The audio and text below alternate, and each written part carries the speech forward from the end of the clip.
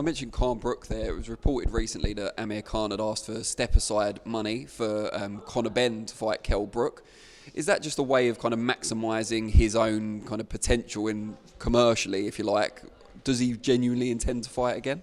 I'm not sure about any step-aside money. I spoke to Amir on the night of the Kell Brook fight, and I felt he was possibly thinking about moving on with his life. But I'm hearing in the last few weeks that he wants to go again. He wants to fight again. So, let's see. It's whether it's he wants step-aside money, whether he wants to come back in the ring, whether he was disappointed with what happened against Kell, whether he was not quite right, I don't know.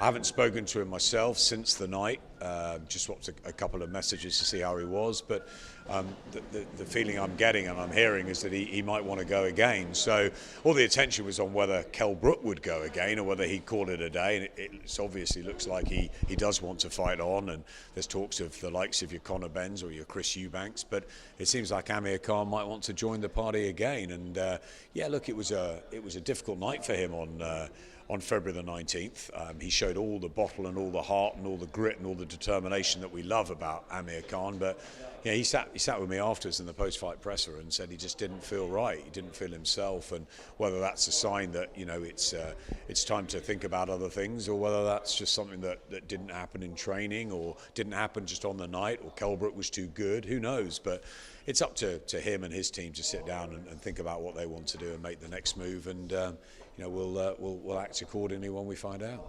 In the build-up to Kell Brook, you talked about the potential of a rematch depending on what happened in the first fight. Given what did occur on the night, how challenging a sell would that be? Yeah, listen, obviously it was much more one-sided as a fight in Kell Brook's favour than possibly we all thought going in. Many people had Amir winning, many people had Kell winning. It was seen as a 50-50.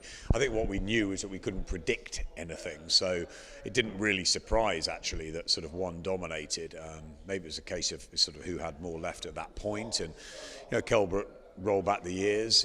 As I said, Amir was incredibly brave and tried everything in there, but the stoppage was right. I thought it felt a really clean fight and a clean outcome, and I loved the respect between them both in the ring afterwards and at the post-fight presser.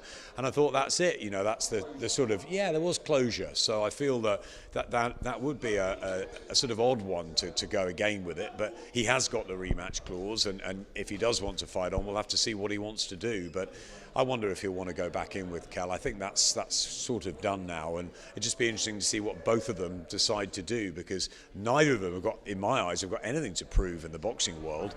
Amir's thrilled us, and I think we did an interview straight afterwards, or in the next couple of days afterwards, and I said that if it is the end for Amir Khan, we thank him for everything. He's given us an absolutely incredible ride, and Fariel, his wife, reached out and said thank you for your kind words, and it felt to me as though maybe that would be it. But fighters are fighters, and they that's what they do. And if Amir, he said to us in the build-up that he felt amazing back in training, so maybe he does want to continue, and we'll wait and see. And I guess I'll wait for Ben or for him to tell us what's happening, and then we'll think about what we're going to do next. But as far as Kell goes, I guess if he wants to fight on again, which it looks like he does, he's been giving all those those signs, and then there's so much out there for him still.